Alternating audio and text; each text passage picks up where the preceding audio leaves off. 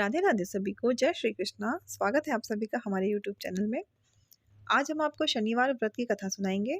कथा अच्छी लगे तो वीडियो को लाइक करें और चैनल को सब्सक्राइब करें। एक बार सभी नवग्रह सूर्य, चंद्र, मंगल, बुध, बृहस्पति, शुक्र, शनि, राहु और केतु में बहस हो गई। कौन सबसे बड़ा है, आपस में लड़ने के बाद सभी देवराज इंद्र के पास गए।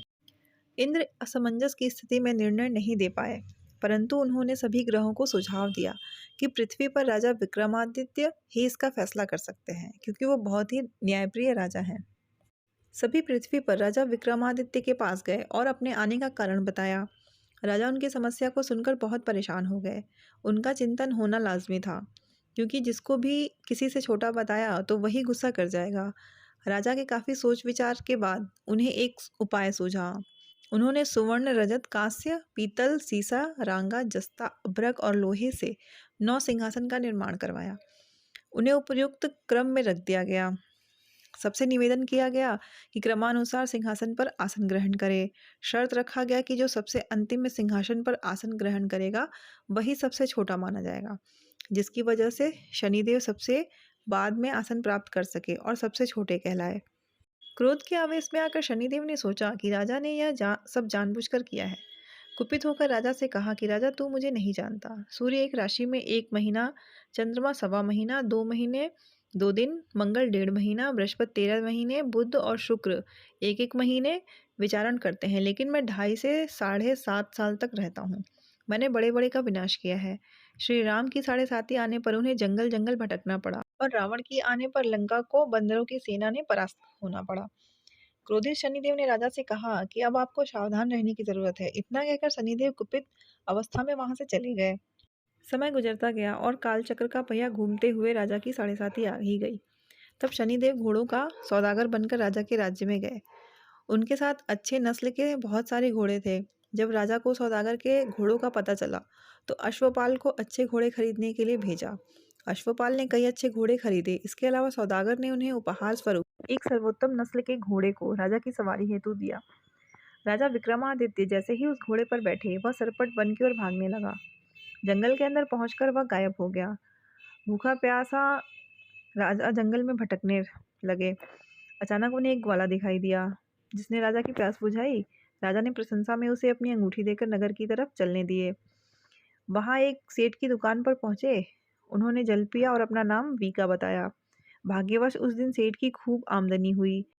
सेठ खुश होकर उन्हें अपने साथ घर लेकर गया। सेठ के घर खूंटी पर एक हार टंगा था, जिसको खूंटी निगल रही थी।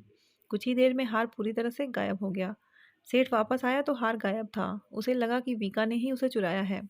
सेठ ने वीका को कोतवाल से पकड़वा दिया और दंड स्वरूप राजा उसे चोर समझकर हाथ पैर कटवा दिया।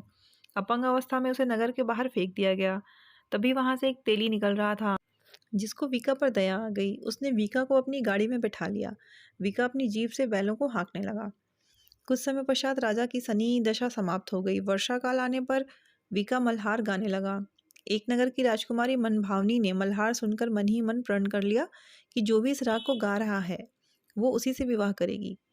उन्होंने दासियों को खोजने के लिए भेजा, परंतु वापस आकर उन्हें बताया कि वह एक अपंग आदमी है। राजकुमारी यह जानकर भी नहीं मानी और अगले दिन वह अनशन पर बैठ गई। जब लाख समझाने पर राजकुमारी नहीं मानी, तब राजा ने उस तेली को बुलवाया और वीका से विवाह की तैयारी करने के लिए कहा। वीका से राजकुमारी का विवाह हो गया। एक दिन वीका के स्वप्न में शनिदेव ने आकर कहा कि देखा राजन, तुमने मुझे छोटा बताकर कितना दुख झेला है। राजा ने क्षमा मांगते हुए हाथ जोड़कर कहा कि हे शनिदेव, जैसा दुख मुझे दिया है किसी और को ऐसा दुख मत देना।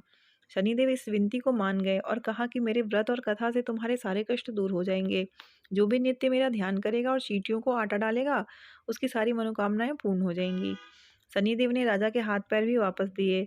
दूसरे दिन जब राजकुमारी की आंख खुली तो वह आश्चर्यचकित हो गई। वीका ने मन भावनी को बताया कि वह उज्जैन का राजा विक्रमादित्य है। मन भावनी खुशी से फूले नहीं समा रही थी। राजा और नगरवासी सभी अत्यंत प्रसन्न हुए। सेठ ने जब यह सुना तो वह पैरों पर गिरकर क्षमा मांगने लगा। राजा ने कहा, यह सब शनिदेव के कोप का प्रभाव था, इसमें किसी का कोई दोष नहीं है। सेठ ने निवेदन करते हुए कहा कि मुझे शांति तभी मिलेगी जब आप मेरे घर चलकर भोजन करेंगे। सेठ ने कई प्रकार के व्यंजनों से राजा का सत्कार किया। जब राजा भोजन कर रहे थे तभी जो खूंटी हार निगल गई थी वह उगल रही थी। सेठ ने अनेक मोहरे देकर राजा का धन्यवाद किया और अपनी कन्या श्री कंवरी से पानी ग्रहण का निवेदन किया। राजा ने संघर्ष स्वीकार किया। राजा अपनी दोनों रानियों मनभावनी और श्री कंवरी को लेकर उज्जैन नगरी लौट आए।